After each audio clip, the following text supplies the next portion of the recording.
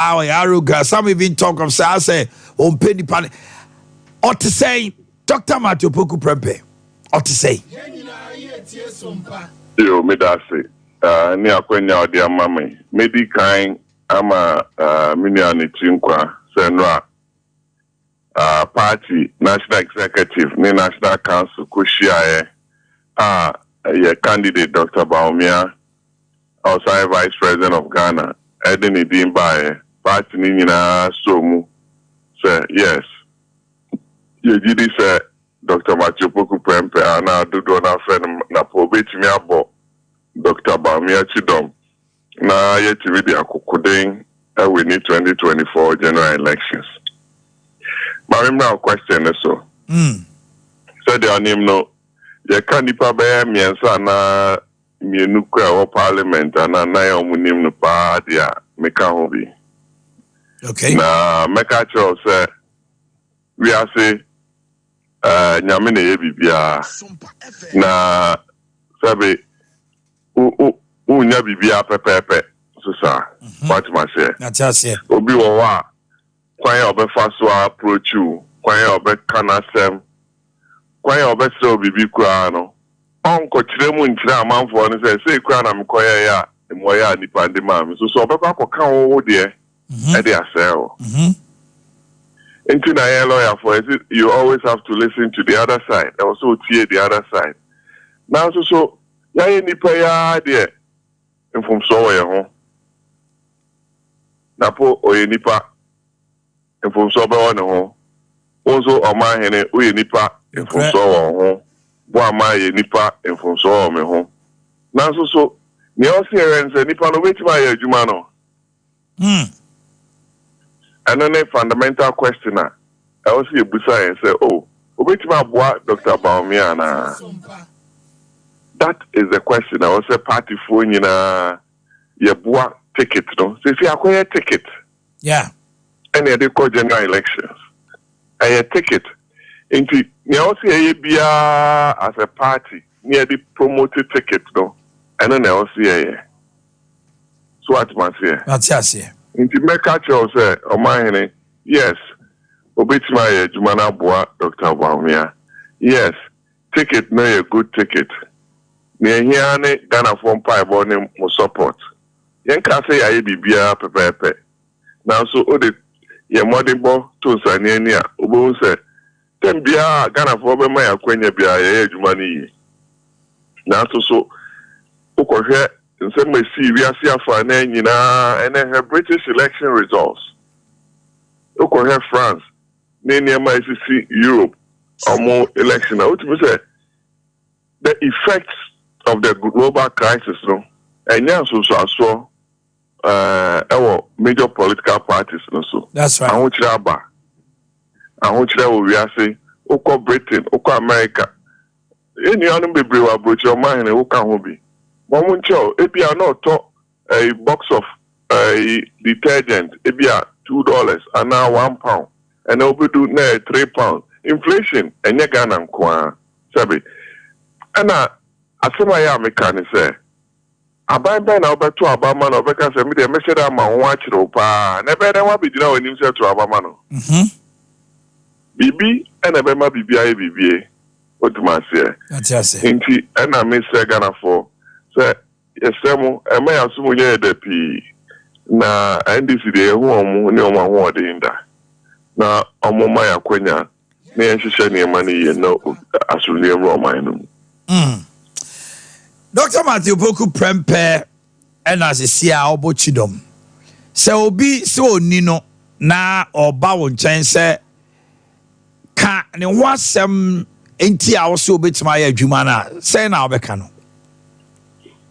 Mede nema mienu anamiensa betu kwem. Number 1. Bia uni no.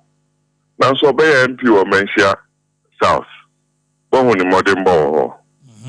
Impuntuo nkoso nene nkika ho.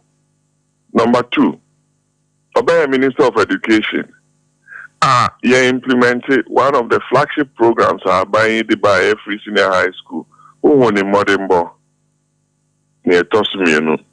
Obey Minister of Energy.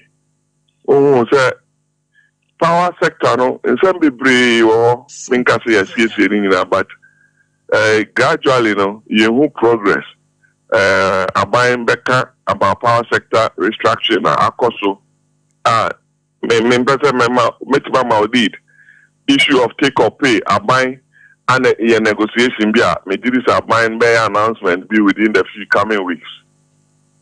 I save your mind no power crisis, relocation of American plant to Kumasi, Gensa power pipeline near there. There are a lot of things that he's done in the energy sector and so.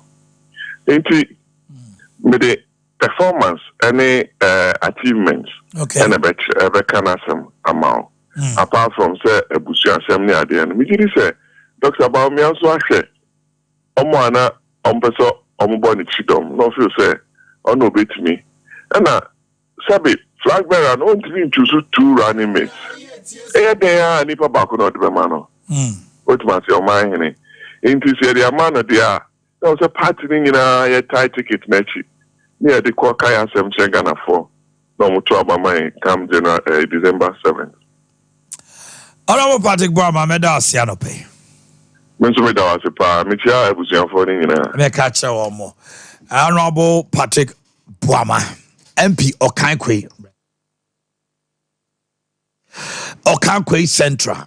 Ena, Yenena Jochen and Komoy. Honorable Erica for a member of Parliament for Memphis West. Yenena Subacho Komo, or NDC Afa. Na ya busano say Dr. Matthew Poku Prempe ono na sesia party no ayede ede no eba no so NDC Mrashebejafo no say no mo ka ade afa ne ho eno so te say na ye twetwe nkomo ena no pe ene in Spanish for so be twetwe nkomo ofia ye be di nkomo pi enti ma ofidie no na ha nyi free ha Mansia South also huru ye di kan de mrante ni mienu ato ho sesia no ensam no bi eboboba kama ebi mo raise the concern of Napo's brother contending Napo's lawyer. Is it the case? Ebi mo say na was say Mensia South mebu na wo ho no no mo ye adwuma party no wo mo ni suade hunu say daach o betime di adwane bi no omunya hope say enye say bia abusia baako na efie baako mu nko ana ebe yi omo aba say omo na ebe abeye MP. There should be that hope for them, and they think that hope is lawyer Nana J. Bafo. The issue was also competence. Ne base yeah omo bi enu nyina agina brane na ono so ntimi nkona animu ana na ono so na ponua nti na so betima ya me mfa ma no ana eno na ye nsem bebre ena Mensia South for edwendwene ho chairman a wote adwam sesi a ye oforiata ono no so firi apagya fi ho a te bi mu fi se they was set me strike balance na enkoba se na po firi ho a esa akoye the same old story e bi mu so fi se da bi na obia wo honomo na tontom na be pre na dwa no nya enye se obepre adwan so ya apagya fi enti ne de ma no ne competence de ma no ensam na ye bebre from 2012 eba. What has been the votes of Dr. Matthew Poku Prempe? The last elections, 2020, 2016, the votes was within the neighborhood of about 35,000 and over. It dropped to 27,000 because on the would your MP now Jasucha. A general votes better a form. So do they need a new face? I'll bet to me I increasing votes no na asabwa both Alaji Dr. Mahmoud Baumia and in Aponua. And now say people also see no Usu every year Prempe as the same Naponuana.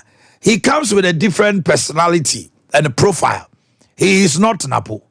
He is Nano Usu every year Prempe. Should it happen, say, because in the free hunting on one fatana? Lawyer Nana J. Bafo wants so honomo. Also, so no a hope for the young generation, say, be a enkobase and toaba. Now there be a one house in a free bar. These are the dynamics the days ahead of us will be looking at. Now, ye de ama if na why masa what na me very good masa trasi Aba bi jama ma me kasa wasade no now here chiro o na me chef I was just going through some figures here on Mensia parliamentary. So can say I've taxed you and Asante Boa. Yes. Say next day mo ye ho adwuma de. Yes. Mo de so de betra ha bom here. From 2012 Dr. Majopoku Prempe contested with Mohammed Kamaldeen Yakubu NDC. Matthew Poku Prempe had 35,152, 82%. Kamaldeen NDC has 16%, 6,890. I think I have to let me send it to you quickly so that you can help with the discussion. It's so quickly. Not yet me akoye anymore. Hold on. Yes, I think you have it. You should have it. Yes. So I have. So you go through that for me. 2012. 2012. Okay. That was parliamentary. 35,958. That was 2012, right? The first one, no? First one, no. Yes. And I come out and Sylvester Louis Kofi. That was Sylvester Louis Kofi. Sylvester Louis Kofi. And you have 5,043. Representing 12%. 2012, Dr. Majopoku Prempe 86%. Okay. Let's come to 2020. Debbie, yeah, 2012. Kosro 2012 na me kai no 35,152 no. 2012 na year 35,000. 35,150. Yeah, very good. Yes. Very good. Yes. And no na ye na Mohammed Kamaldeen. So 2012 it was 82%. Yes. But 2016 we appreciate percentage wise. They call on Sylvester no coin. On the mixer no. And on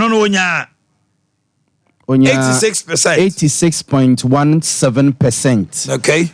And Sylvester Louis Kofi in 12.08%. Okay. Now you share 2020.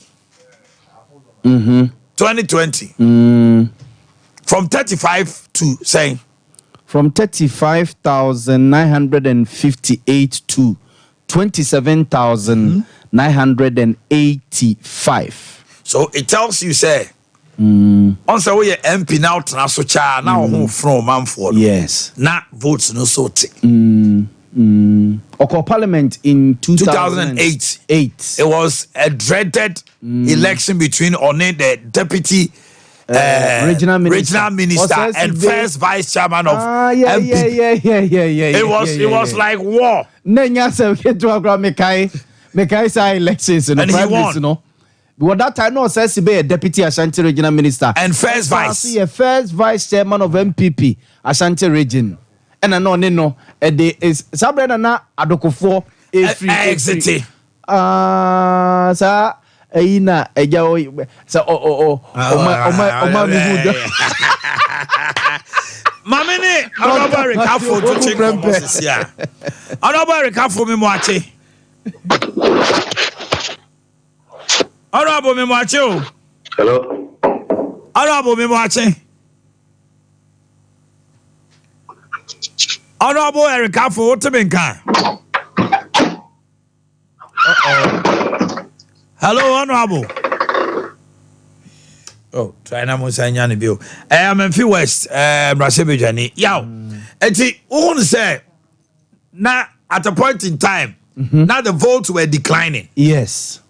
Not because it's not performing, but watch it. MPBA who watch the votes. Look at Honorable Chairman so why you the votes are on the buy. Yeah. After 2-3 times or 4 times, no. Over when the and so votes no be declining. Na Puako how many times? 4 times. 2008, 12, 16 and 20. Okay, now just 16 years in parliament. Yes. Okay. 16 years. Okay. On the mature. Why are they? And that time I no connect a full mensia. Oh yeah, dear Hopa. Honorable for Macho. Hello.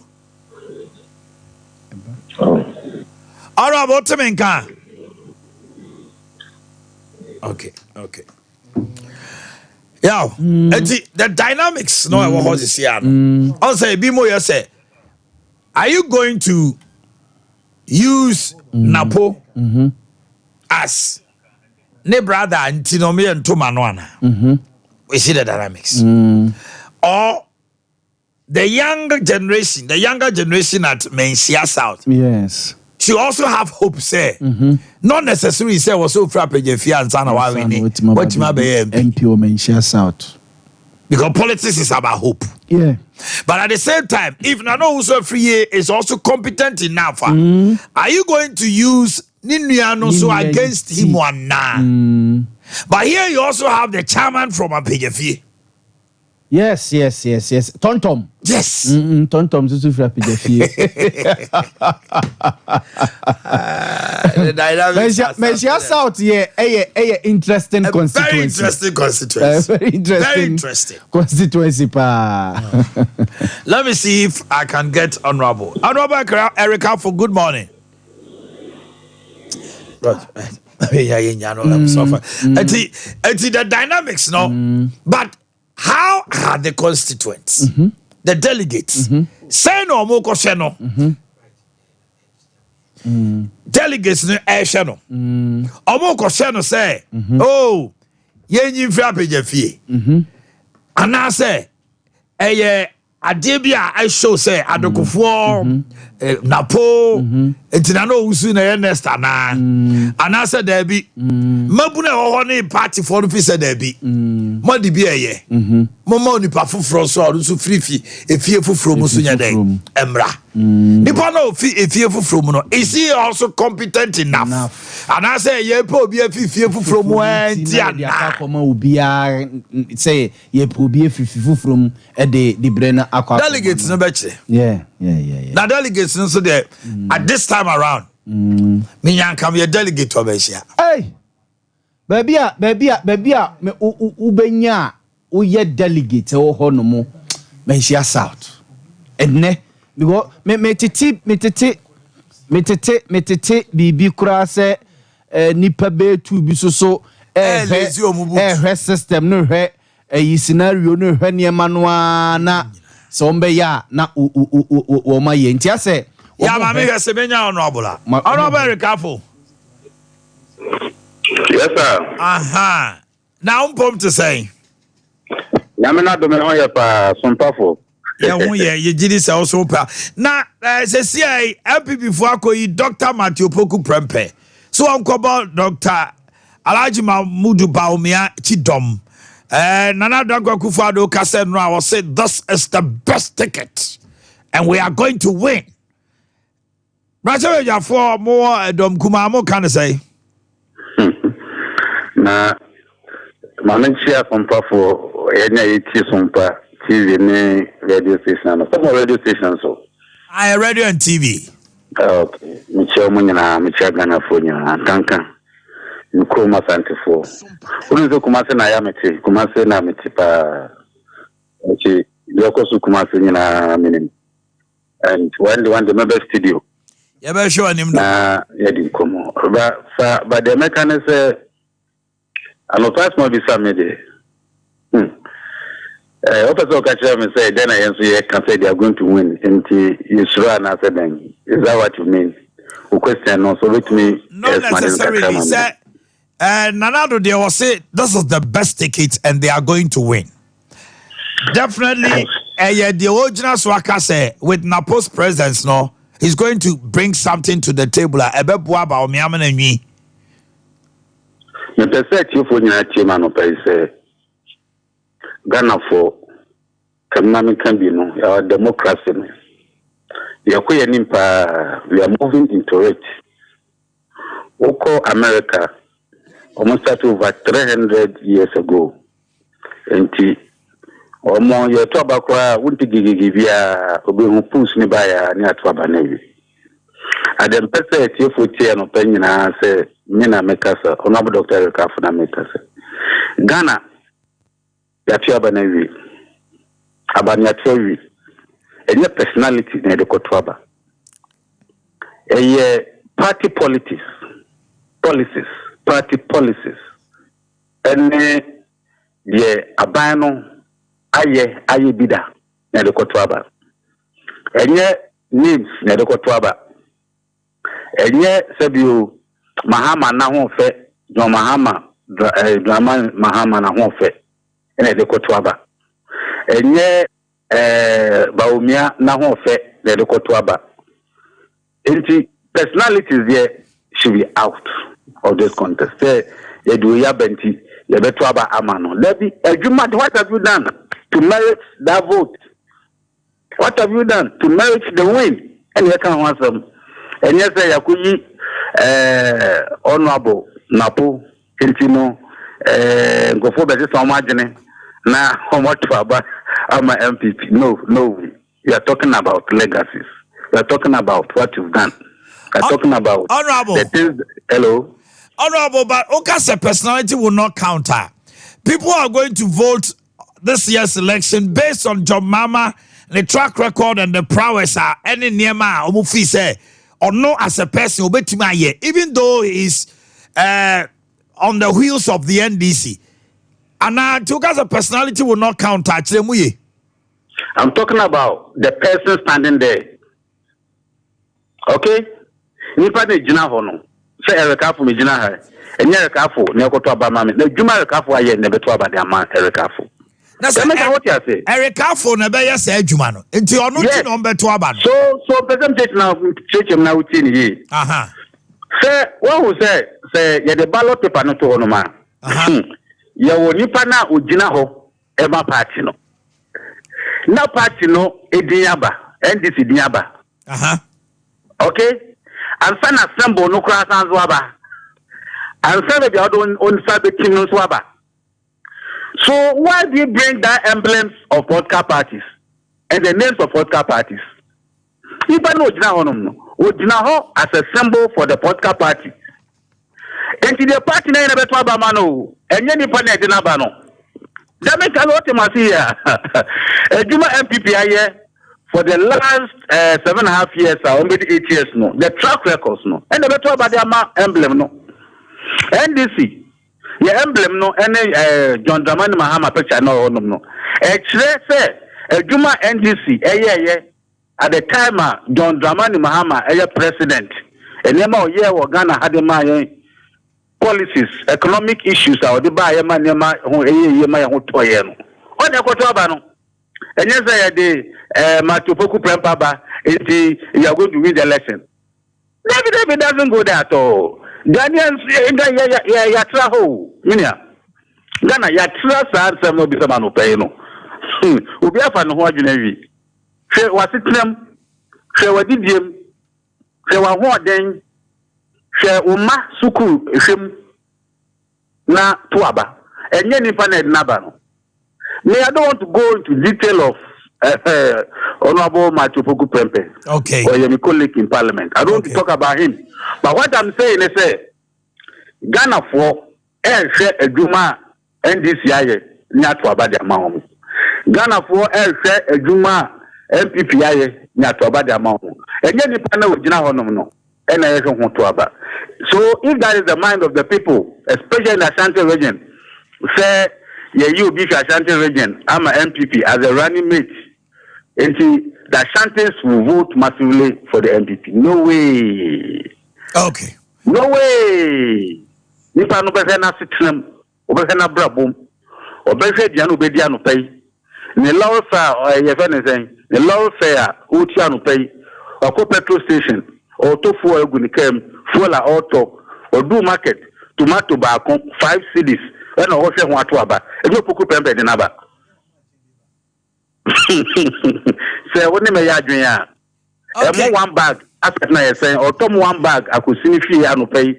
Bosomason, ni pay no, or any penny in your mouth, or better within demand a dia na beko so na brabom electricity bill water bill how do me go what about okay oko gas filling station na o filling the sign your mama time net sign the security to sign so be that time no and the man na koso kunkum na dia de organ at sign at this time at sign electricity bill so be wo tia na net sign water bill at sign on the to aba enye so be akwan ase organ ha so wura Kumasi Kurum as Ashanti region Mantema both acquire say papa acquire say papa what they want to about me enye ni pena de na ba want to about Honorable Erica Ford out in can Yaw Honorable Erica Ford is also coming out with something okay but the bottom line at the end of the day I ask is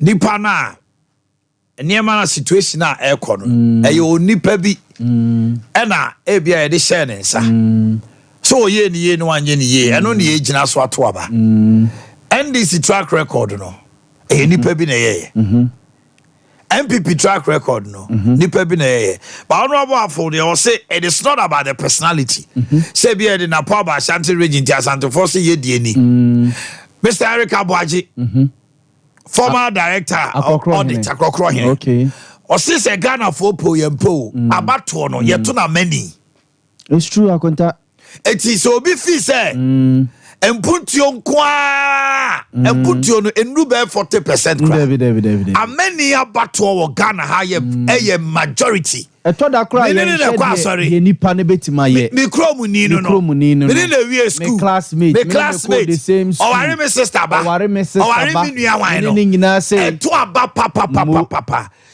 Minini ne free no eye eto aba more than say okuta PhD wako school we oso obetima ye we oso obetima ye say waye ye kwan e de amayen se mene ne kwa asori baako se oye me classmate se minini free abusuya krom ye bon ton baako mene no as a growing up ye di agro ebo mum ye wa manfo a ombe free abrochire aba beto aba anase bi aba be campaign because ebia John Dramani Mahama mampeni dada na abato no ye ne classmate anase oni ni free ball bamboy anase oni ne ko Assemblies of God sorry oni ne men's fellowship sani amane na konta eto aba more than ye say me ba mete ayi petru so mete hwan mete sani amane ye certain there eto aba pa se me no ne free minu free kro baako minu kwa sorry baako we me classmate ebu okro onye ne classmate the same school no ne koye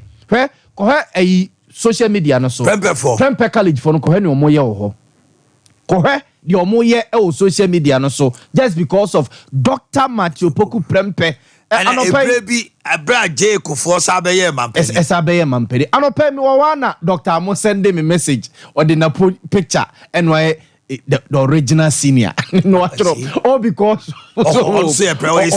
senior Prempe college so chakuta sani amane de ye kroma say eni ye Ghana ha akuta so e wo mo dia o mo edeba so and akuta yemfa bibia nto nchen efri mra Ghana ye started see the democracy eye adwuma no Dr. Matthew Poku Prempe ne yaboni din as running mate ne popularity eso chen obi a yaboni din as running mate e wo mayimu ye started see the democracy eye adwuma akota de wo de yen kenkan ye to aba in 1992 mebo 1992 na hwan na ye running mate to Rollins aka hwan na nim na that time ye ba 96 your friend is say 96 was also the akabai 96 or the mills by mills was an unknown na mills chira de o tini baby din ye kofa no and ye de no eba ye 2000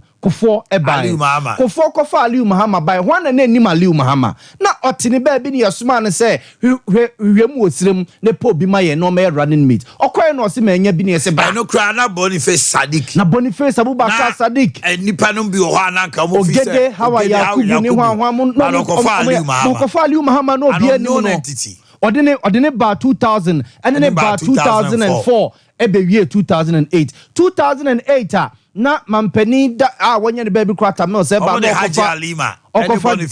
yes okofa John Dramani Mahama na John Dramani Mahama if he say o free parliament no akoye ni PhD wo Canada no ba be di teacher wo wapen baby atena wo no he was known na oye known but na as compared to Napone akunta ode John Dramani Mahama by John Dramani Mahama ni atame se koya ebe si say a papa tamusi from your coffee misata de buy na misata is governor of Bank of Ghana na kunta wine ne nim no not in baby din ya odi ne governor o ye hu ya se obi de misata ne on the political spectrum they no loud as compared to na popularity so hu eno no susu bedi ne dia eno de aba vice president ene why leader of MPP emra 2007 akunta MPP for the vice president Dr. Mahmoud Bawumia eba why na ne ni no to the extent say no nya MPP ni kura o in 2007 na Danko Akufo-Addo de ne ba no nya MPP ni kura.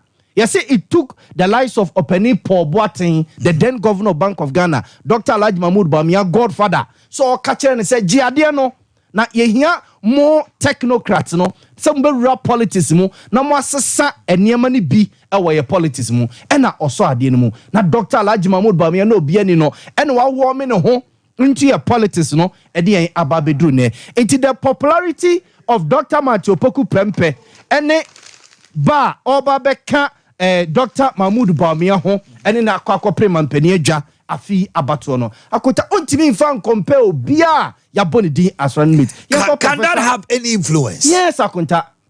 Yes. In Ashanti region to akonta. Me say omo na po din enra eye confirmed that say na po eye say running mate to Dr. Mahmoud Bawumia. Hwe kumase hwe amanfo nkomodie hwe amanfo kasa hwe me at least me ndi kra no pena me de ade bi kire producer obia oye MPP ni na office yade ne konde ono pen baby atna all of a sudden or send the message ke na po omde na po abadi me be kumase akuta there a lot of people are omo ebia owo baby open baby tena ye tetena ya then ko fi said the party MPP no ekono ene ne MPP for chire won fi omo bio but the mere mentioning of Dr. Matthew Opoku Prempeh na podin ginger no say a Kenya that akoton say me no me anu beja to me say onipa binom a MPP party no move say party no e wa ba mu but omo MPP for bo mo de omo opposition me modin but your sankrofo no ho no ma omo kro omo pe bibia the party they are all coming on board enu aye ball na podin sankrofo ni nyina are coming back. And a free last week na a buy ya bear said napo confirm a ginger grassroots no sankrofo no a omote die na nen what is it with him that the grassroots love again what here ma grassroots no I say Ashanti region to be precise NPP grassroots na ni achisa akota napo is it because of free Ashanti region napo dwene nipa akota nya just because Dr. Matthew Opoku Prempeh if free Ashanti region napo edwene nipa ho to the extent say even free Ashanti region na say opemwa say emo ebi akwala bi ni school fees koka kire napo ebeboa yes parliamentarians na crowd to because konapo to the extent say ono odi akota hwe ni nuanom NDC for no a omo eye MPs no me de say anopai also onko so eye omo den say ombeka na po ni as a personality ene emwa odi mani to the extent say ni nuanom MPs na bi edi ho adanse emwa na po ede ebo omo me kai na no adanse bi a Asante Bekwai MP Joe Wise ediye also a friend when a constituency say ne suku dan bi apepa nsu atokese emeso apepa bi abubu agu also already no say sa mre dey when na make kwa friend that time na po education minister to so one of our friend say na po the 2 million no twitwa pictures na or the sending no asemo na po kan ne say honorable Mr. Speaker pe contractor no nko ye adwuma no for receipt emreme osi no kasa agrona young man no e ka de kire no straight away opo obi ma ne kokko yes adwuma no ewie omode ade ne koma na watua contractor ne sika e de ama no and akonta it cuts across even NDC MPs so mbedi no kra me mo obi edin but enra show e course so ofiaze ye di homo You nipa bi no mo NDC mu a ebe den so mbeka na po ho asem o tene ne nsa eso na Ashanti region had the NDC for wa ha no am say they have a tall order. What do you have? If you never NDC for mobile radio, so I titru Ashanti region NDC. They will deal with the issue of Enya Ashanti region about it. Enya say me free ha. Enti no mo dey fasa angle no tie ono abo Ereka Enya say me free ha. But on kana po ho asem. Ebe den so mo beka. Omo kana po because abrante ne ye nipa odwene nipa ho. So ho and na po wo esu What am I first? No credit na make. No credit na no credit na make. So Mami come on. Mami come on. Me wa ewra fe bi timi nchen wa hanomo. Ofri Mensia South na ba. Oye women organizer. Na mpacho your friend will say. Pacho your friend me Mary Cooker. Mary Cooker. I'm free Mensia South. Pacho Cooker no kire mu yo ne enim Cooker baako. Me pacho we dey me say name. I will say name anu no. Come number do Cooker. Okay. Because Cooker eni no ye ordinary gwagu apia. Pacho me na me original Cooker. Oh na original Cooker. Okay. To free Mensia South. We a women organizer. Honey a woman. Mate. You are home. Me no be twetwe nkomo wate. And then no akoye na poda ntino meba wo nchen na ya bo wura ho na ya hwe na ma me ne Spanish fo twetwe nkomo minim akobo twetwe abetabe ma me nti anope Papa me daze etie for any adofo antakebal ma me fa to ja say ye wie ya no Kangen energy drinking water for so ha almost you know je nwanwade ma me nti me da say etiefo ne adofo se de na make say Anti-Herbal Center emre enie na Anti-Herbal Center eye adwumaku a ye di nu akukuda mensa abadwaman eso na ne nyina so ye ye di mu obade nu buna ne habama nu ye hini Dr. Kofa bai wo pempa bi wo tubias na owawa bi na ye titibi e na yakeka bom e de aye enu akukuda mensa eye Spanish jingo capsules Spanish garlic mixture and a Spanish garlic capsules na Noemi and say na kabom ni akase Spanish 3 power combined ane na enwe se wo pebi atwa oko pharmacy shop chemical shop and herbal shop abenya Spanish enwo ni bibia ato won na wo pen dodo etunso enfa won enichom ewo PFA pharmacy Colina Herbal Danny Herbal Freddie Mens Herbal Misty Herbal Hamme Herbal KNG Herbal Nisi Pharmacy Baseline Pharmacy Apidan Herbal na se owo boase enso a na wo de wani atrum e wo Smart Herbal sueye ene bia ya ye ton no bia etu ubenya Spanish edro ni bibia ato emre no esua e wo hanom sei eno nti yen sai bre no obi bia wo hwem e wo ni TV ne so ye number no enegu animu no fa ne fre doctor na wagye nhwemu obru mi die eso fa na wabusa ko sem bia pese wobusa ne a wo tie me so fa ne phone no mo number no e ye 0266 11 41 41 41 11 11 0266 11 41 41 11 Spanish 3 power combined. Me ensha see free Spanish garlic mixture and a Spanish garlic capsules eso.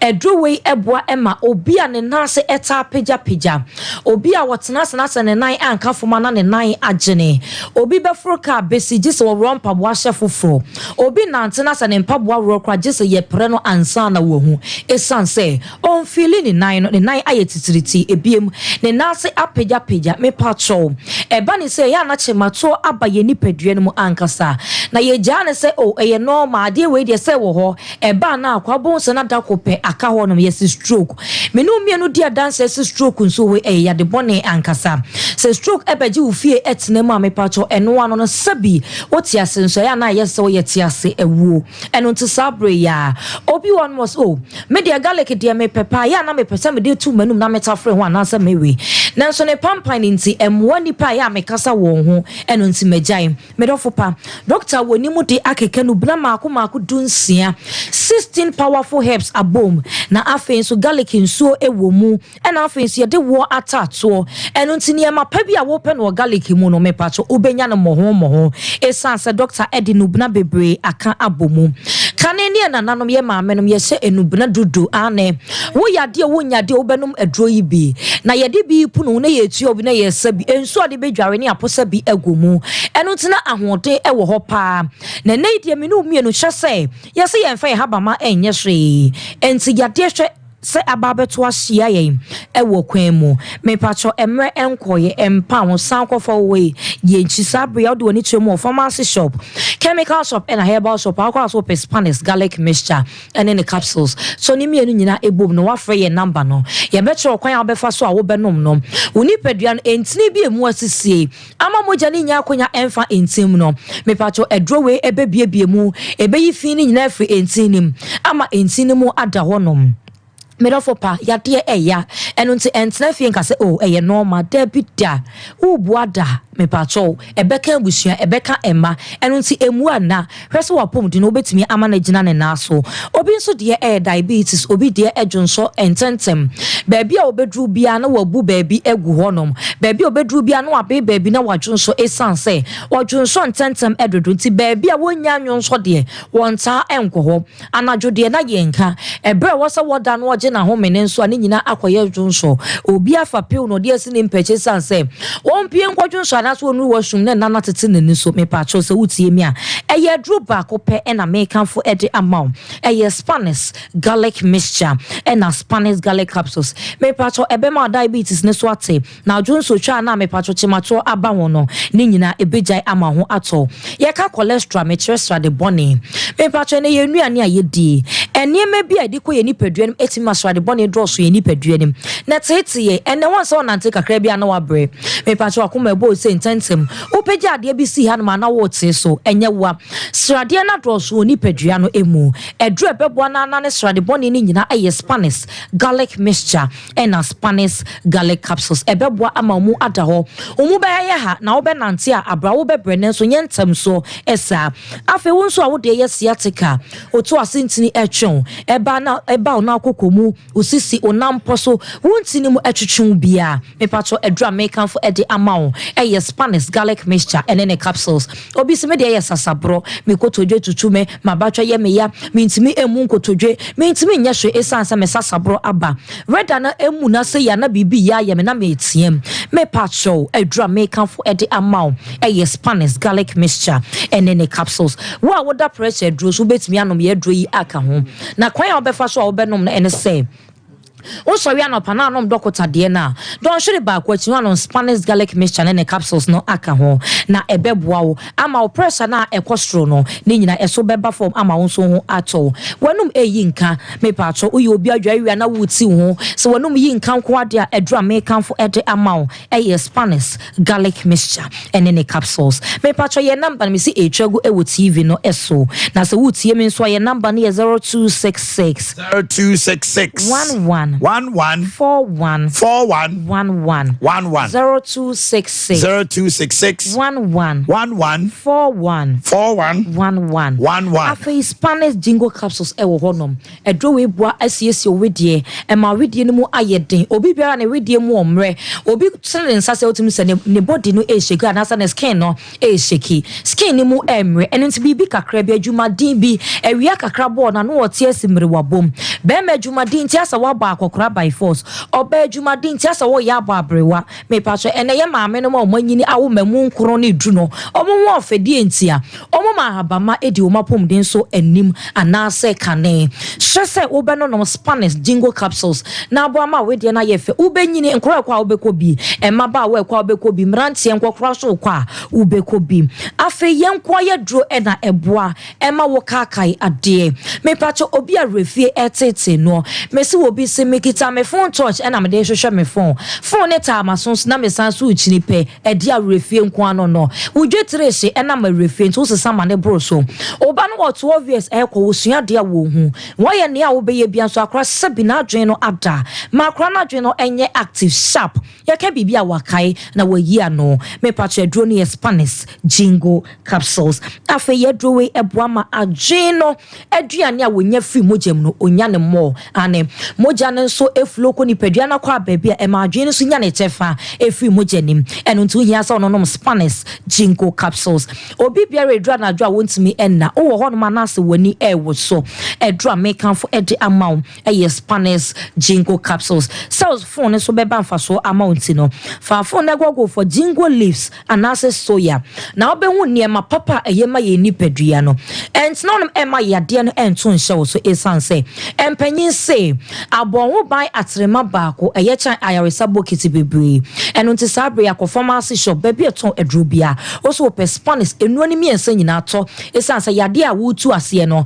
sika no ekopa na enye de a wode ebo ho eban seno so mame se enu no adoso eno nti sa okone ka so se somebody se dro no asa eno nti edro foforo me ye adwuma se Spanish amento ukodu na refi edro ne di afre bebo e de atrewo die number na me mfa wonsi e wa he ya your number no 0266 11 41 41 11 0266 11 41 11 that's it na be ya kono no bobapa abusia for your to aso wa hanom na it is the nation's water emsuo na cha se obia agya tum na bebre free safe ramano ne na bae eye Kangen na magic water ahya mrantie ne mabawa see you hanom ma na kwaba na pom to say nyame adom adam bibi aboko okay mababa wa no so ati ho na nimu shen kama also want to say bibi aboko and then senior PR and marketer empoma Christian Hode bibi aso da din where you the gospel according to Kangen and magic drinking water Benifo mama kwaba na yitimo okay o mine I no pay enso ye chia ahwefo na etiefo thanks also the nation's water no crepa enso a trendy I am said this time around no obia edi ho adanse ye na amanfo ka say ade a ye nsuo na amanfo edi ho adanse ye sei na ye de bade bia na esanse asem no ye no kretrodo ntini ye ka say wankasa ma phone so na afi no bomodin ye wo artificial intelligence AI ye wo Google so many search engines na bomodin na type is what are the benefits of Kangen water and Kangen and magic water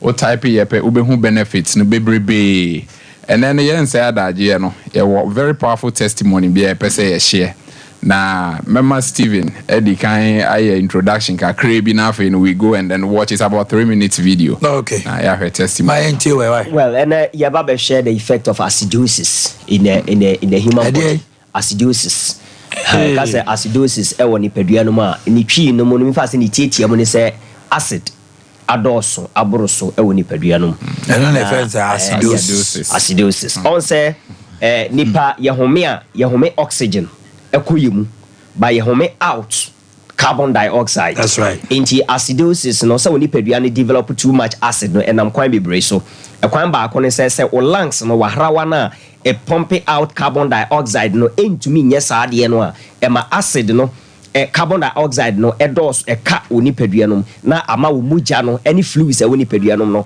acid ados wo the sanso edi hobie say we inject a lot of acidic content enuane ene ensa ekoni padua no na ema o blood no ana o muja no ene fluids woni padua no nyina no acid wo mu no eba be doso na ema acid no entimi pass out so in that regard no woni padua no eba be ye highly acidic na che say what develop ade friend no acidosis and no ni ade aye ba be hwe say obi a ni padua no aye too much acidic no ade a nsunsun so etesen wonyame nyansam no o designing ni padua no senka nipa ni padua na nkasa betima take good care of itself ehu hia personal so be obeno no maduro because aduane a wudi no so odi aduane pa na wadi die eya na wonsu a wonom so ye anka no ankasa ye aduro e de mawo na enam se nipadua no sometimes so yemtumi eni nuane pa na yenya nsu papa nso ennom ne nti no ema acid ne bedoso enti wahrawa na etse ohumi yie na eyi carbon dioxide ni pie no entumi nyesa adwuma na ema acid eka nipadua no ena afense nuane a yedi nsu a yenom ensa a yenom a no so acid edoso wo mu no ema acid no eka nipadua no ma ema wo kidney no entumi eliminate eye carbonate no nti wo lose ade friend bicarbonate ni sent no unipadua no develop too much of acid any friend acidosis teno na wo didi wi na obo hihye na obo no twetwem exactly in fact majority of chronic degenerative diseases thrive in acidity nti acidosis no say yare be 99% afare by no once your blood pH is acidic you are sick naturally your blood pH is 7.5 alkaline. That is why Kangen, Japanese word means return to origin. Let's go back to that alkaline. Let's take natural drinking water. We're close to the 8.5. Good. Let's eat natural fruits. I've tested lakes, streams, and it will shock you, say, with a pH tester. pH indicator, a can of crepe if it is a yes. So and we've gotten 10 pH. Yeah. So this where the waters our forebears were drinking by a negalam saying, and when you use AI to search the benefits of Kangen water, the first thing it talks about is your kidney. Because it detoxifies. The medication is becoming too much. This morning when I drove out, I saw young guys at the taxi rank drinking carbonated drink this early morning, 6:37. You are poisoning yourself. We are not damaging anybody's product, but take normal food. Why take energy drink this early morning? Also the energy. And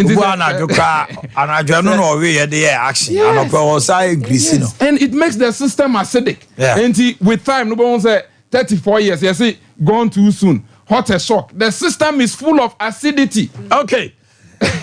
Mama, ready? Video no why. Now you testimony no quickly. If you're ready, let's go. Okay. All right, so enti send na me manogu so na make no because of acid na be do so ni padua no eno na mani padua no ye weak na eye subject and say eye vulnerable to diseases enti these situations no obeka say enti say oni padua no be yes Kangen drinking water no Kangen energy drinking water no role be na play the role a play and say oni padua no eye acidic you need ensure ekuta alkaline potency. Enti eno na ma Kangen energy drinking water no ebemu ewa ha ena insua eye electrolysis alkaline water no so no ekuta magnesium ekuta potassium ekuta iron eye good ema ni padua no in every way enti eno na ma Kangen energy drinking water no eye edanso ewa hanom enti enam se da bia yedua ne ye di yensu ayenom emframa mpo aye home no krampo no emu enye clear ema yen enti ama ni padua no develop too much of acid any friend acidosis e woni padua no and combating it no clearly no you need an alkaline water to say pH scale here e da so ye di kan ka say ya test ensure ni nyina ye ka acid pH scale na da so no colors no na e di ready color no de eye red eye orange de eye yellow de eye light green ni nyina gina wo de ma acidity enti se wonsu a wonom o test na color no unya colors egugu so ye mu bia eye every 0 akopem 6 na che say ensure no acid ye den ewum ba onya 3-2 hono na say acid no e wosoro e disi na video na ba no ye testimony no Kangen energy drinking water no die aye de ama ni pedi okay safo yanko me dey the madam Mary ka transformers company da me da se enso ni de me ka se me ka se ka me bam na me enso ni be kam 2022 October amete Sompa TV ho inu ya se nsuo bi abeto so se Kangen water me so na me spinal cord me sisi me ntimi nya hwe e fuka kwa so bi bua me ni pedua nyina se sign timi hu na me bra ta me self ata yan kona me koto nsuo ni bi me no mo nkese be bua me to buy kwa man to dodo e to nsuo me kwa me no ye first day me dan so na me ntimi na second day me no me e koto me na madai me sorry me bra so ko nwam ha bensa ma sorry pa me timi sorry e nsuo yi ase be bua me ni mu wi na so fata Young Conam Sanko Tunsuni. Sample to another one. Now, Boame. Some a coffee seal.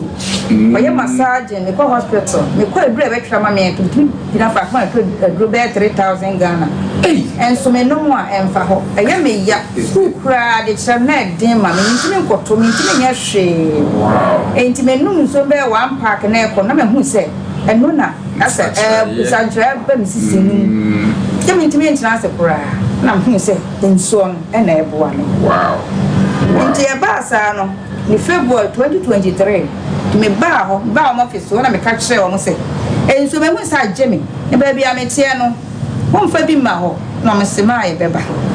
And Jabba, what meaning upon business, a friend is Sandra. If I will be something, Semai, by baby, I'm some tear grass you. Common in Sony Baby, advert no. The floor I'm starting to be sent me. Then so said in Sony City, as a because me didn't want dance here. Me wa baba kwa to bia na no for cancer e so nsuo sa me man bi no mo ye o no mo train na hu say no e no abeto park no ye no fu na kwa ni operation ya kwa ni den no amaso o no na dam for ba ye wo no sakora no so manya broni no don say ya de na wo ni picture before ni after ni ma me kura na no aka se emfa ni na emfa me shade mi so hu say ni ba no ni wo hu akoda na production na fu 11.5 one so num do say no kwa ni odidi dia na fu num timi nhwem one so num bia ye sa insuo no eno na age me na de say kumini say 11.5 na enane sa de no se menya vegetables na mi hwe kakra kum se do mo ye advert ni ma mi hu ye na mi bi gum na me ko na yi niema ni nyina frim enne amenya hoden de say mi ko 62 so hu mi a my young lady pa so hu mi a achia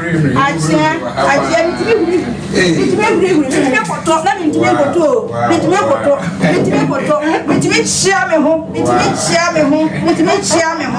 enso na de mi di adanse ese enso no se ko bia betumi a enso na onum bi wonya kra ne 2 months kra onum be 2 ayi kra nkaye enso no okay mame chia ho bi na chia ho bi asemi wakani nyina awie wo de jawa wata tasafu time no kwa so asaso enso ma hen dey numbers to jada I don't say we a chemo kasa o on the 4-hole drive ebe kukuru nsuo more than 6,000 cedis and na me bisa Sandra say na den nsuo na yama she spends 3,000 on physio. She's not seen any result. The system is acidic. When you alkaline water now you call balance, you don't need medicine. The medication at the end you go to just say medicine. You are not drinking enough water. Okay. Probably if you are not drinking even the good water and also kidney. For numbers to Johnny and numbers 0507 37 94 74 and that's 0241 44 91 0241 44 91 Inti omo share your friend saying screen so Facebook and TV so no numbers are agents and distributors across the country. Just call the number we mentioned. We will direct you to everywhere. Okay. Oba Bakoka. Yama mutrin kwa. Etu dase. Enye easy sao. So far I'm say minim there but we John Dramani Mahama. Mr. Napo is the second member of parliament. Yeah, in a running mate. Okay. Yes. Yes. I stand for correction, but I want to believe so. Because John Dramani Mahama no MP for Bole. Any ye know. And I see I'm Dr. Machipu Prempe. Inipa bebre nim Napo. Oh, Minister for Education. But more and more ban of fear no. More than the tiano. I mean, Musu same way. If you mukasa Napo or you arrogant. Saroje. Pacho. Mean to me, can't and yes, I'm a teacher. I don't pay them, I don't know him. Cannot cry, no cry. Vida say, Yedika, you bet, Abuba. What here for no, I chef for. ye hwe eye Sompa FM ene akonya kese ya wodi ama menhyiafo eda wase sanse nye ni penyina no benya ni sei asem na obusa me no kwemu ni napo onye obi a oma ne ho so napo oma ne ho so aso edwe o onye dwe ba me ade ba ko a menene na me mesua fa ne ho pa no kwemu na me kasa me ye kristoni napo onye yimu na obi onye yimu ye dwe obi a ofrefe sebe amanfrafo eba ne nchen onye yimu okaso onye yimu a wo kire sai me pese me kire se ofa obi a se ne de se wo free hin so ono kwa de ade a on pese obeka sebe we ye every tribe we on pese ade no on party debi enti say ni pa we na obeka kire me se oye dwa ni dwa ne sen onye dwa kra dwa de mi mom de onye dwa na yese obi a o se wasa no won se ni ya ochia opa onye dwe ne mom sa wo one me kira adwene na me ne wonye enko benkro nche se wadwe nche na me kire me like o pese me ne wo ya adwene so muni pa nim tia debi cry and there's a perception out there people think say is it say e bia your confidence anana near thing no mo de miss plexi objeno omu different there's a difference between so be a joy and it's say oye hot onim dia asema make we white na ka dem say me nka say blue a na po be ka say white sana ne suban tie and obi a pani pasa and na dem ba ko amesa pen wono say oye obi a so ofro person ofro e ka ne ho bi there's onya wo mu debi obi a ebe ka asema making if you cry nyem MPP for krampo na NDC for NDC and NDC for na ye enye like asa wo fra obesene me enko obi odi na chi bia wa mana ye bibi eno so de abuba hye na you atwe wa me peche wa me enti napo abuba just say so wonni obi na me ya enka na asem so wonni obi suban ni ntu anamo na wo kana asem wo so ben na almost a big mistake. The other side of female wo kan de mate say say ehyenanum kro be yi ama na obi biara oben no opejao oninyao deb ene medical ka say onye say we am bam chewa koke kasa musumu frɛ no obeda afafo pejao phone no kra say o bag ni pe wo kasa musumu frɛ na abuba so phone so ringi sa yate udin enti ebesre se ben no na benya azepa na bo se we ni papa me se minim NDC pain pa of friend me ka chem se ye de mi ntimi enyi me ho se bia na that time ye bebo ni be 2 months ago 3 months ago no na unu na epie se bebo ni din no amafo no yi bi nkwa MPP for no sorry tia na po no o se ono NDC ni nenso wunnim the MP NDC for no be a person na po ba I'm telling you for a fact say na po onya anka sabi opponent for mus MP kwa offer no ko so want me nka asem bi anfa na yeah o say woye obi a oye na yem ye dwedie wunnim obi a nka na kira asem bone no buy no abuba akwaba meju so o man the problem to say constituency organizer right yes Tedan ya niema ekoso ho na po ba ni mpuntu be se wo mo ho me fa kwanya wiso na machia etiefo ko fa mo hwe Sompa FM dirisa na pa operation papati ya sent memo ha ope current affairs issue related to ya sent memo specific ya kumasi ade ushire Sompa FM na wa hwere ade asaba is obi tie ne no wa hwede se ojibe na woche ansana wakwati e bobi a current issue when you come to politics here they be afidie ene na ma ha Omanhene kwenya odi amaye ne de enigieda na emere ni no but betimi akakakre fire MP ho senior menu aba women's organizer kai ebiase de mehunu ne se me na do ko for adwuma as youth organizer make say Marani constituency no asset na current executive ni de obi amache wo mu pa yeah correct 25 years in serving from youth organizer to organizer 25 years we me fear me di me kuta 54 years it's almost my life half in our constituency 25 years of your life yes from youth organizer to organizer that time kana e menhia boom na adokofo me ne kan do nim the constituency asem yeah and the difference between adokofo amasom no and the difference between one ne nana wasom no na point adokofo fa se we ne nana amasom mu ni nyina nti e kan obi a emu bi nipa bebiri metima kamedie I radio so ntidie na process o mo abrabo life o mbetu no abrabo bu kwai a lot in number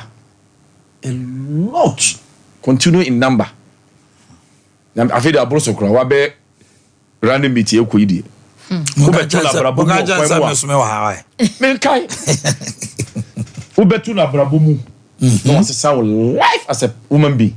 Wow. A lot. Come back to our constituency. Met my bolepa ba ku menu and sanse say make say almost your medicine in Cuba. Woman capacity. We ye the pankasa. Ye ni pay. Nurses. Doctors. Other professions. Onye make say obeye MP2 2 ekusi na make say odi nepa baako 16 ene do mako maka afi bia Israel Christopher was selected some of churches so the kramofo ko maka yeah so the Christopher also call on fa ho say bia out constituency o si church no mo fa lepa mienu miensa mo ko Israel paid for bia business class flat enye chen classes when you come to flat business class higher class o pay dem jabi kakra e dia jabusia o ma be ku school be didi na o ma obuma de kase pa fajafie wow na po wo ye ni pankasa o ba the constituency so a o be minister of education all the schools across the constituency mean school ba kokra akem wa raise almost standard no BBACC Dometi, you bubu that David, would my son children and cross from 6 electoral. Yeah, they manage normal local government system. No. Basic schools. Go to St. John's, system because go to the CPC Udumasi, go to the SDA Dichamso, Ave Maria, KO, Saint-Louis. Bohus Pebia and that's Namiadum finishing our career. You can't create beer for library standard, highest standard. So, when you come to sports, absolutely fee. You come as young Baku 4. Yeah, Meka and Crocra. Yeah, and branch of Wabo, be my bell lawyer. Say, because second vice chairman, crown of your money, it be law.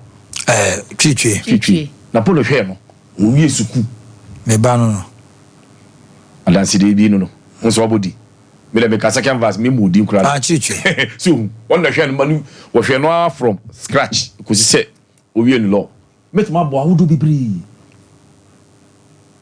owie national service no atwe no aba akra tukuru da ha uli onya bo man hye so unu malaja boba unu berukuka unu mesumesi unu kediki unu muwe ko ne fa ne makuja won kono du won du ho dance fa ko jan kriti o to wa obenso phone kekekekeke to kuru bia bidim bia obebo de akola bia hwehim ntina la poko bo ne de yeye na de mi mehu ne se na wo ka no ese na po yedwe wo ya hantan wo ya homaso se tilmudewu na eba finishing ya NDC for your more research na ewie wo de mi na road to the NDC as a political party. They try to paint Napo as an arrogant person. Obi a when the deputy minister there. Nanado enya GD wonumu. Or is it the full education minister? The first time as a minister. Yeah. See the personalities when you come to education sector and kasano she nipa omo pedigree standard professors lectures see people of high repute round na put member managing Krufo ya with that strike 4 years there was not one single strike. Master, go back to see Professor Miankufi, director of education Krufo the minister of education. See that Luther Osafma for any pedigree or be sponsor education shall Luther na put from somewhere. Okay, so because in fear 9 concern or not grato one yo. What is all you call about? David. They had concerns, but we were quite fast to managing. Dabra, we to be more wakra more bukranti.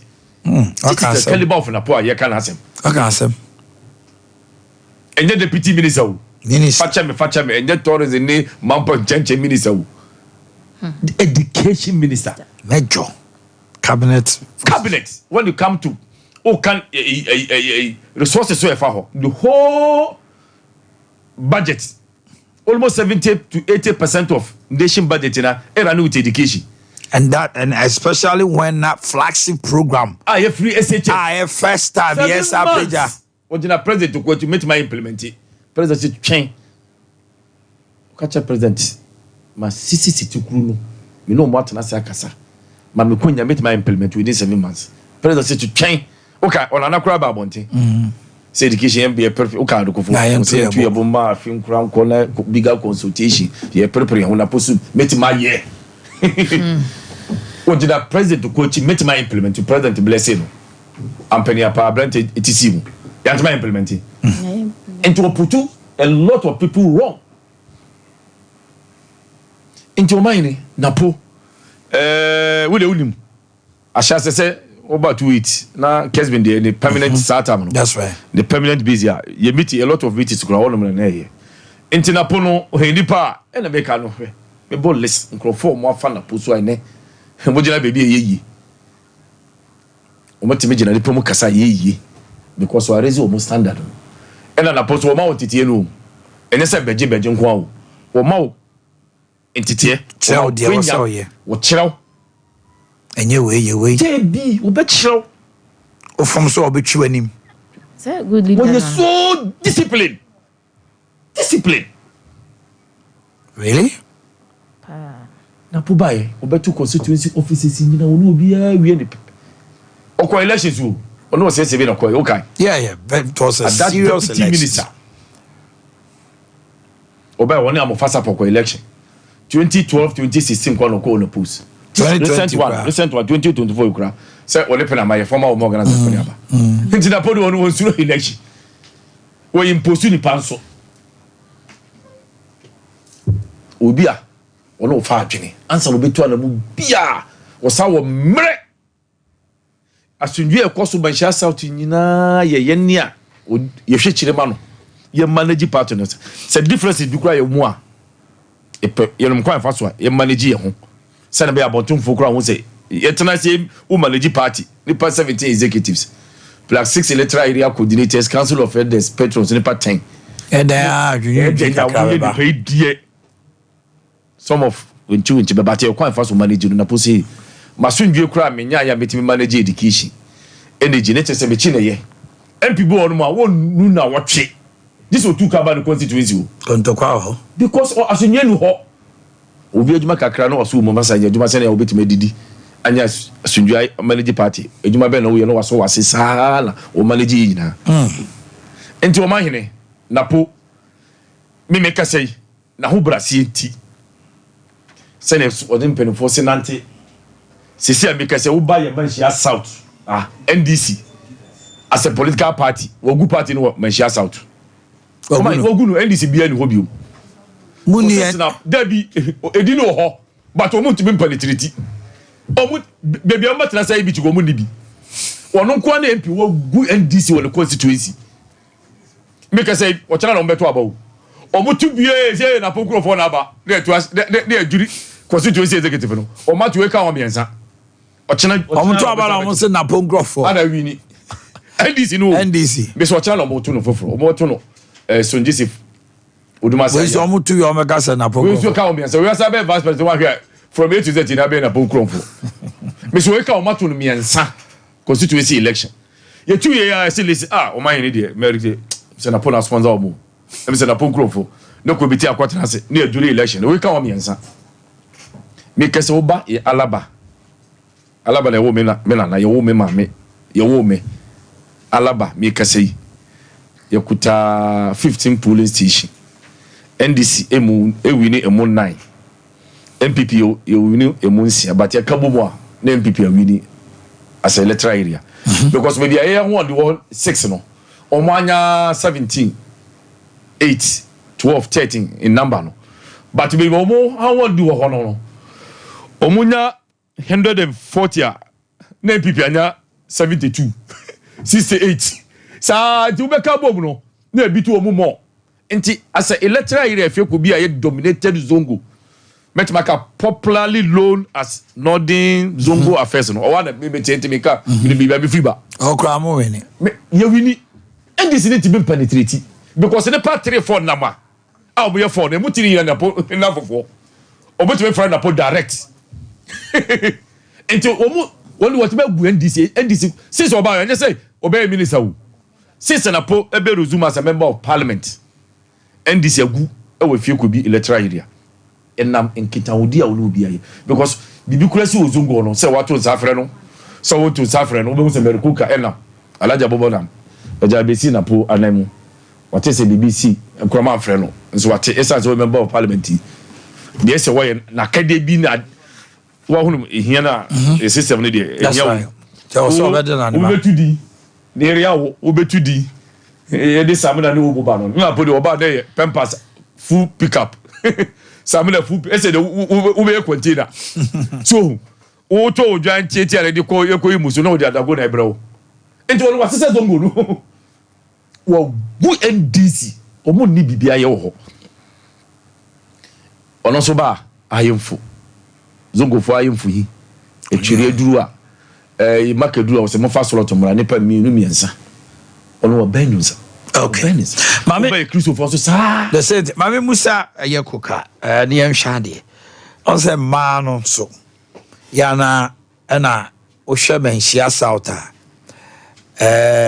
Dr. Mensa nyina ka mo ho dwadie kese pa akoso ma no so oni omuntem te sei medas ko we women organizer ntina me ba ho ma no baby ye territory no obatimi si wo me ka se last 4 years e ko ye yi bi ho ono asi dwom bola fo ma no bola ho eno omu ko ekodi ngitanwodie ena ni fie so ben yi e fene se apejefia osane ya Dr. Mensa enti obu ho kra na omu so oginanim wa na ma na ne ba ho ma ne hu se na po aba efie omo akra na fro soro eba ho adenti na mo fro aba ho yesi edua ananse ade a eche ayi sa mango se eche anwansana no nipa because of ade ne fe monfo pukohwe enti na podie woni obia titirimi ye umu organizer yi ya ye en program so amama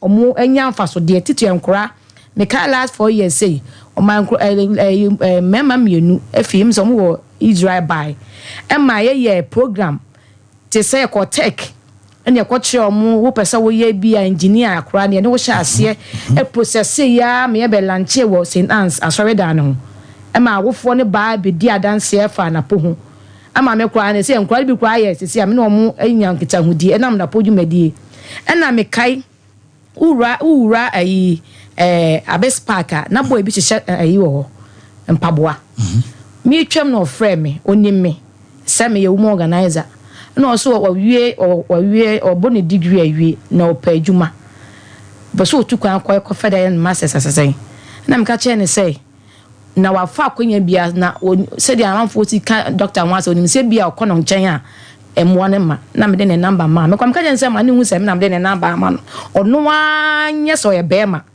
no ono ane ne nchate me se oman boy ne chate doctor ema doctor ene ne chate back ema doctor invite so mra Accra okọ ne ministry so boy ne nu asem wo se ni hu dwiri na ankasa said de nipa kafa na ponya sa na wote ye ni hu dwiri no na boy wa land si a wo ye oko school obi oton paboa no na po asesa na omani sikase da laji abubo e ka no enye se ebi a ye twa ntro da bi medika anka se me ye gidi ni me nsum menya politics nko na me because ni na temwo ya abrabo a me bo eko nti na po de enye oba nko se wo te ne Constituency o se wo te ne Constituency na wo vision wo ani so ade hunu se opese wo yesei na no qualify and me bo ni yesei hia e o that one Minister of Education wo se wo hene bi ba ne nchen ebe ka che ne se ne ba ne na anya ayi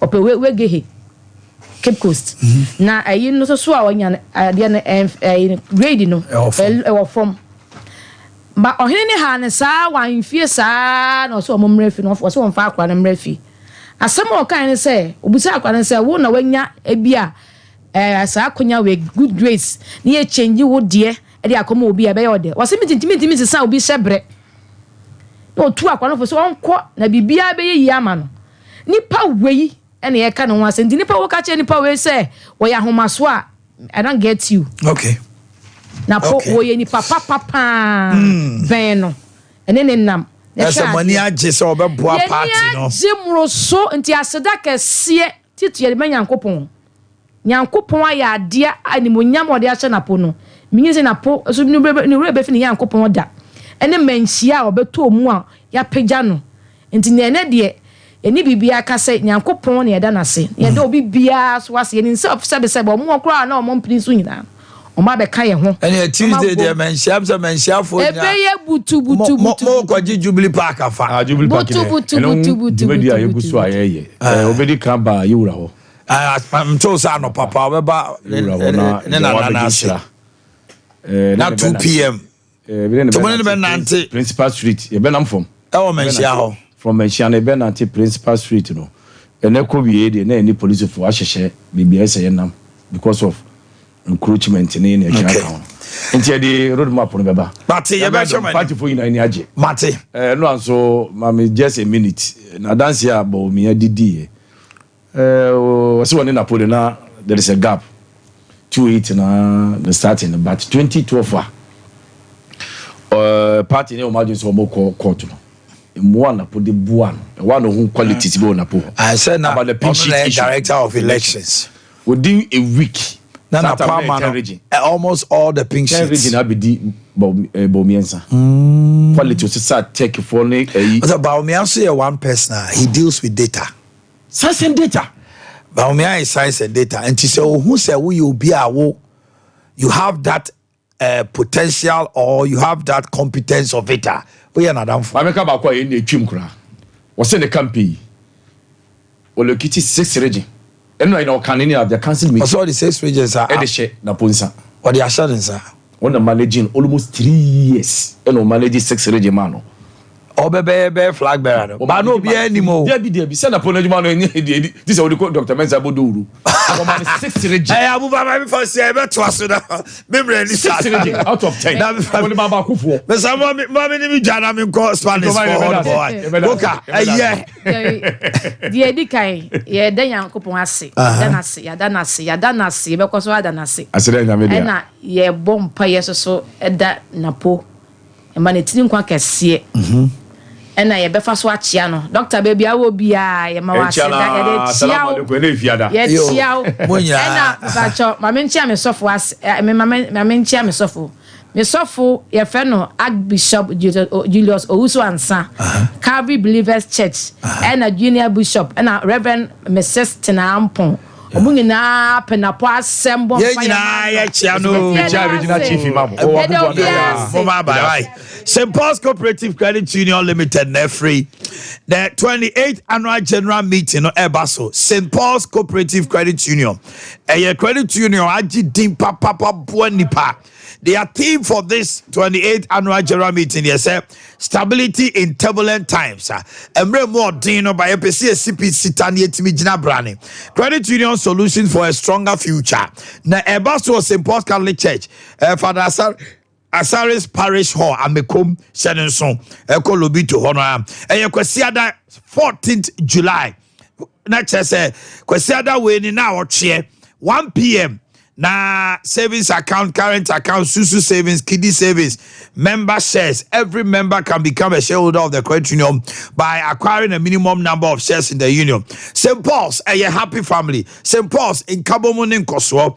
So person who contacted your Swami branch now for 053-101-2729.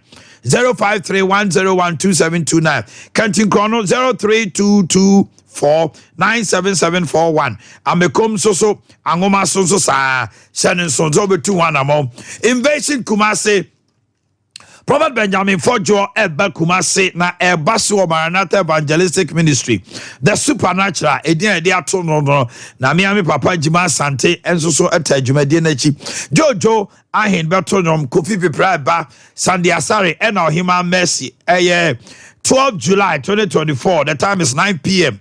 Maranatha Evangelistic Ministry Edum Kumasi Snit echi honoma Shannon Sompa ne dru honoma odo ho ahyem na bibia ede akoso na yakọ ni dimpa natural health ye ni aye say all sadia Fakodan second floor Wallace Towers the chem so I am man nipa bibri ko order Dr. Ongu menimo aseda Fred 0245 118434 0245118434 Ade Herbal Clinic yewo Tanoso Apatrapa new site Apatrapa Junction hwa ne obehuyen se wo mre wo mpem sickle cell obano faniko ulcer hernia echo any echere ni nyina no mami abe be boa pa friend was 0243 345 392 0243 345 392 se wo to ase etwetwe now who say sciatic nerve no ho aka for any chile 21st clinic na yamwa sciatic nerve no ebedu nyama wanhwa be your stroke friend 0540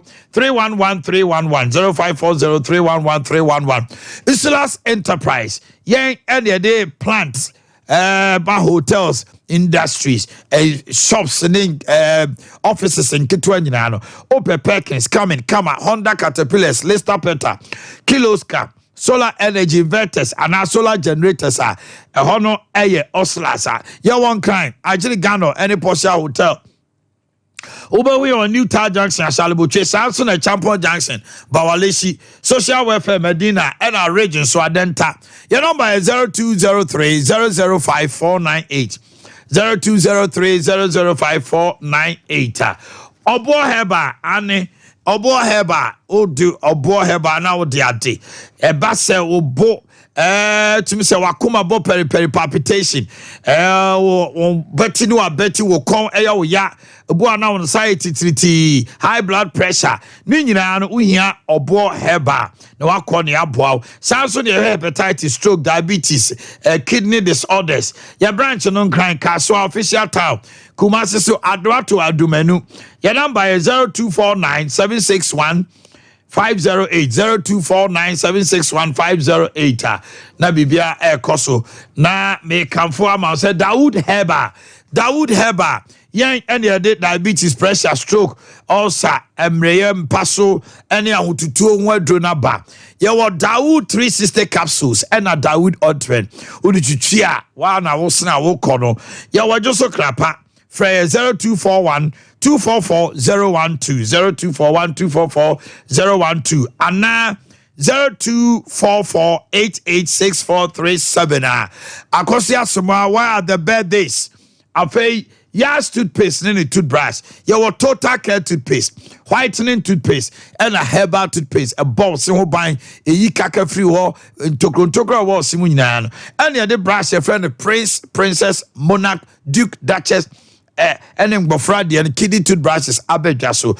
Open doso portua. What the answer say? Oba Puswa Homano. Supermarket bia na shop bia a ton brush there. Oka. Kobusana onsa enka owo de afei 3 eco capsules and to say the unoma na sa fa yam no we de enka bababa then so be constipation e shikoko nase na wo sisi no so emu ata ho waste pains ni nyina fri ho 3 eco capsules there Colinac Dani Misty ni apidan ko benya bi 0546 107 107 binu aba na to say Bibi Aboko. Bibi Aboko. Yo, give us a form of ye.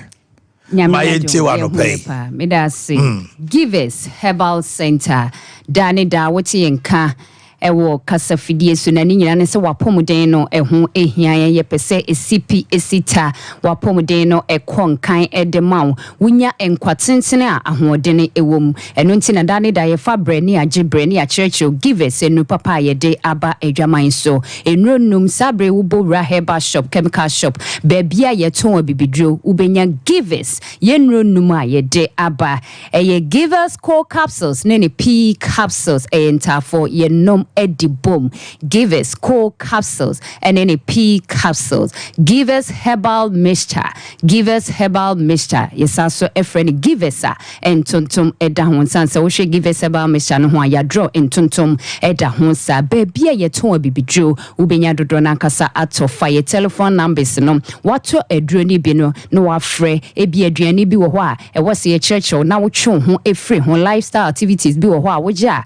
Emma a drone wonom ediakoni pediem no entumi enye adwuma ye ni nyina wo frɛ number ya ye be church o amwatwo ho edi efre ho number no eye 0543 222 470 0543 222 470 wonti bibia sepe no obusu apusu ahoma doctor ebejo efeso ye dikan afa Givers Herbal mixture me friend Givers and tontom eda ho hwe ho ayatro ya draw and tontom no eda ho sa na etu achidi yade ase deku edi free we ni peduanim esanso etu typhoid fever ase deku di free ni peduanim na asanso aboa ebusti support immune system nkwamo no ama natumi enya ho dene emapa nene ye hwe yade a edi nipa enya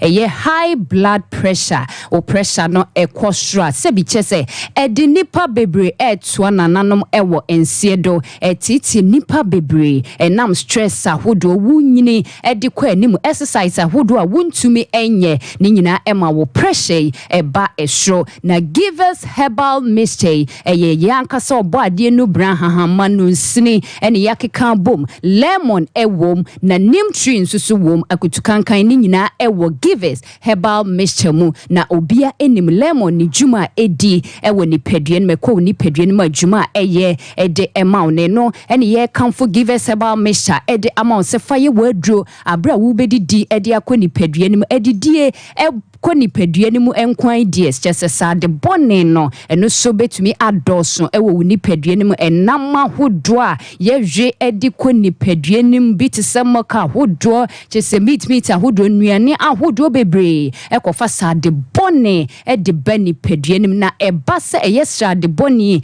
a broni ebe friend low density lipoprotein edoso ewo ni peduen mu a eba sa esisi wuntinin mu arteries ene wo veins no esisimu ekwan enti akoma na eye power pointer ebe pompe blood boja amana tumi aflow edu uni peduane mu afrusane no ya na ebasa na moja no entumi encirculate ye sanse entini no emu esisi na eno ene ye kamfo Givers Herbal mixture ede amount odi beye wadro benonom na nopa ewia enwumre na sra de boni bia adore ni peduano ebe na ne ebe ne bebe ne fact ni nyina no edi free we ni pedue ni mama hoto etumi abasanse lemon ewo Givers Herbal mixture mu na no ne ye kamfo edi ama obia sanse ebasa na chese moja no entumi encirculate entumi enu mu free sani eya ya na ehadwe ekoma pressure no ekosru eye pa na Givers Herbal mixture no nom na entumi be ne fat bia sra de boni bia agi ni pedua no aboso no entumi embe ni nyina emfamfiri honye no nko Givers Herbal mixture nim tree ewom na obia nso enim se nim tree no eboa boost support immune system nkwamwa no asoja for eye white blood cells no ye mano ahodene na bra wodi Givers Herbal mixture be ye wadru anonom na no pa ewia enwumre no ebeboa ama white blood cells na soja for ye woni peduan no enya hodene akoatia yade bia ebebo awura wo nipadum na besan so aboa amowanum etumi ada ho nti wo ye obi a wontumi enidi a givers herbal mixture givers antontom da ho wononom bia betumi aboa amowanum etumi ada ho na ebaduane no so a wo so wetumi atibi edi yi afi so eba plasmodium parasite eya anopheles mosquito tuntumi akaw epu plasmodium parasite edi egu bloodstream no nipadua nim tie multiply sana ne attack white blood cells no inti nkwamo no eba form na ahase edi malaria symptoms bi ti say mawuti edwa wo pa wo honam eye wo mere waye boho wuntumi enidi eye givers herbal mixture eno ne betumi aboa ekusa plasmodium parasite ni nyina edi efri wo nipadua nim na wo honam eye wo ya awo atie gu so waposo nyina no ebeyi ni nyina edi efri ho nti edrowe eye 3 in 1 etu di yadiase typhoid fever salmonella typhi bacteria mwawa yekofa ediba enuane contaminated food anase nsuo bi a enya wo be no nom de bekɔ ni paduanim ne nyina no wotimi nya typhoid fever se wonase ehhye wuchim ehhye wa eye givers herbal mixture givers antontom eda ho eno na wo be nom de bekɔ ni paduanim ebeyi wo typhoid fever ni nyina edi efri ho sanse mwawa no yebobɔ wo nsumu entokro wanhwe yebekɔ akoye operation de how kese pa ene beba beto so eno nti ne yakwakofa givers herbal mixture givers a entontom da ho eboa etu typhoid yade na se na sanso aboa abene fat shade boni bia ewo ni pedun etumi aboa ama moja no etumi edumu efrisane eye no wasanso ato givers ye co capsules le ni ye p capsules a ekabom eyentafo be me benonom oba wo so oba benonom edi akoni pedun na koko no bia free wo enam nuane a yedie wutimu sentete a ewom eye fiber no eye low nti ebasa na aduane no eto wo jema na atetare wo nsuno mu nti sebi wo beti se wo beja wo nan enso wo be ya enya de a wo betumi eja wo nan bi wo ho so akakra bi wo chima na aba eye givers core capsules no bi eye pegative ebasa na wo nom de koni paduane mu epegiw eyi fi bia ewo ni paduane de free ho amamai bia aji usisi aboso no so ebeyi ni nyina de free ho sisi yade ababeja wo so adwumaden wontumi mo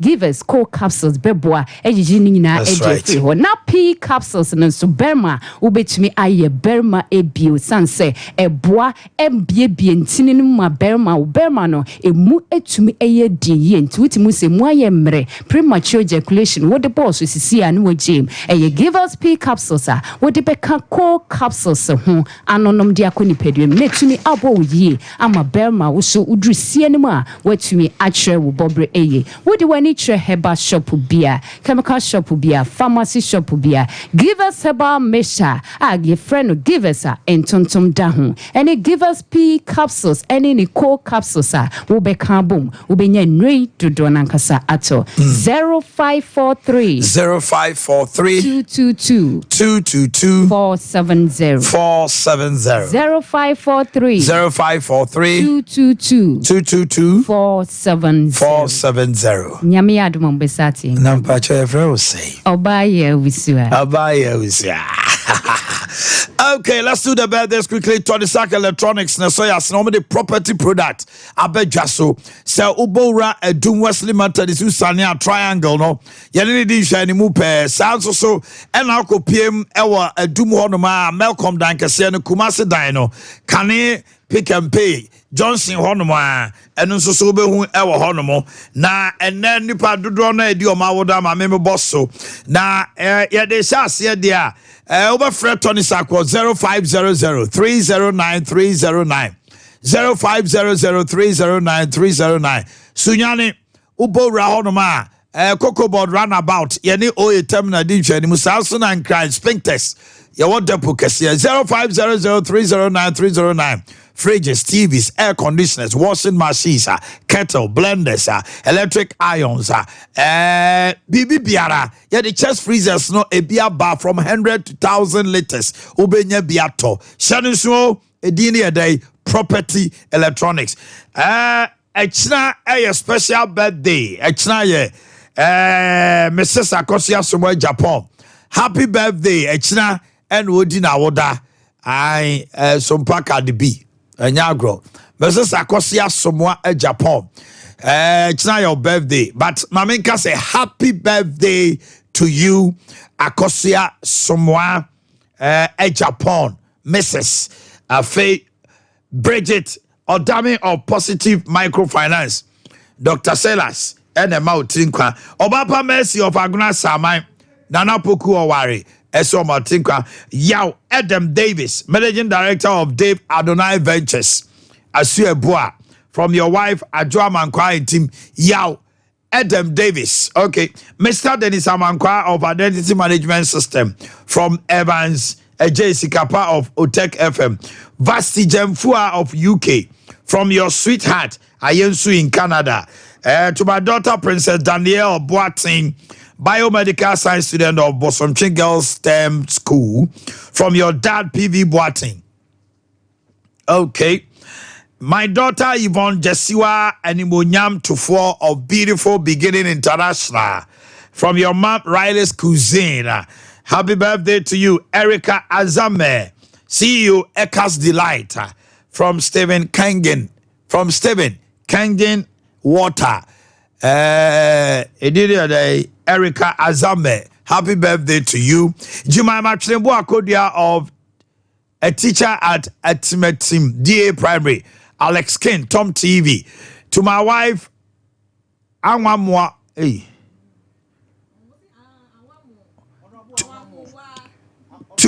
Anwamowa from Honorable Anwamo Asebekweni. So Nidin the Anwamowa. Okay, Honorable Anwamo yere. Faustina Kuku Anan, you are a teller at such a raw bank. DJ PK of Sompa. Happy birthday to Abawasar of Sompa NK2 from all staff of Sompan Kranza. Thomas of Apesika. Today is your birthday from Rock Boy of Apesika. Abdul Bakar Salama. Today is your birthday from Kendi of Select FM Sunyani. Nanadu of Akentapia Menkan University from Rutika Fashion. Boakye Yadom Atonsa of St. Mary's College South Central. Boakye Yadom Atonsa. Alvin Achadepa Kwabna Buedi. Happy birthday to you.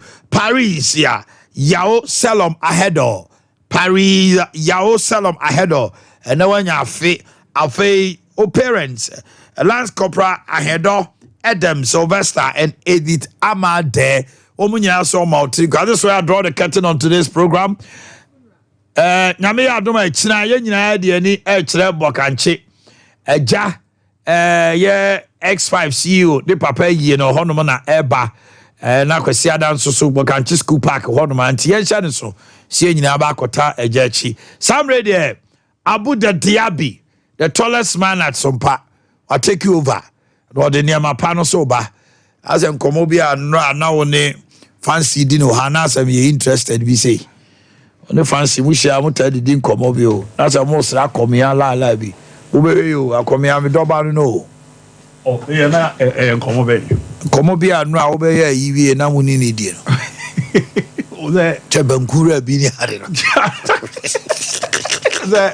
I don't know bizarre about Kuranaba. Yeah, fair. I don't bizarre me tactics are me here and me cherries. Tactics how the combination how they go to Kuruana de Ajaba. I come here. Let's get ready to. My name is in attendance and the millions watching around the world. Are you? No, I was not shocked. I'm always booed. Everywhere I go, I'm booed.